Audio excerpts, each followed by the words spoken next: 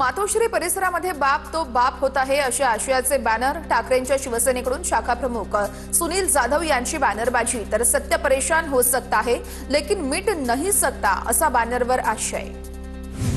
जळगावमध्ये शिंदेच्या शिवसेनेचे जिल्हा प्रमुख विष्णू भंगाळे यांना जीवे मारण्याची धमकी दिल्याचा आरोप तर धमकी देणाऱ्यांविरोधात पोलीस ठाण्यात गुन्हा दाखल। महापालिकेमध्ये विष्णू भंगाळे यांचा विषय झाल्याच्या रागातून धमकी आल्याचाही आरोप। पुण्यामध्ये जिल्हा परिषदेसाठी 1872 तर पंचायत समितीसाठी 2775 अर्जांची विक्री तर आतापर्यंत 509 उमेदवारांकडून अर्ज दाखल। सर्वात कमी 5 उमेदवारी अर्ज जुन्नर तालुक्यातून दाखल। शक्ती प्रदर्शन करत विविध उमेदवारांकडून उमेदवारी अर्ज दाखल। छत्रपती संभाजीनगर जिल्हा परिषदेसाठी 125 तर पंचायत समितीसाठी 140 उमेदवारी अर्ज दाखल। आज उमेदवारी अर्ज दाखल करण्याचा शेवटचा दिवस।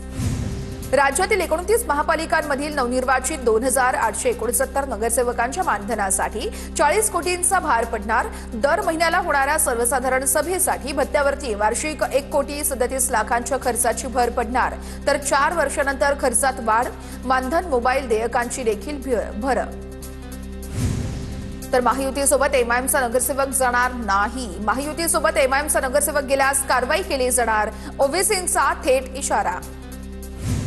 जिल्हा परिषद आणि पंचायत निवडणुकीपूर्वी लाडकी बहीण योजनेचे पैसे खात्यात जमा केले जाणार। 5 फेब्रुवारीपूर्वी लाडक्या बहिणींना जानेवारीचे 1,500 आणि शेतकऱ्यांना नमो शेतकरी महासन्मान निधीचे 2,000 रुपये दिले जाणार। तुळजाभवानी मंदिर संस्थानचा भाविकांना लुटणारा अजब ठराव तर दानपेटीमध्ये चुकून पडलेल्या मौल्यवान वस्तू परत मिळणार नाहीत। मंदिर संस्थानच्या ठरावाचा पिंपरी चिंचवडमधील एका भाविकाला फटका।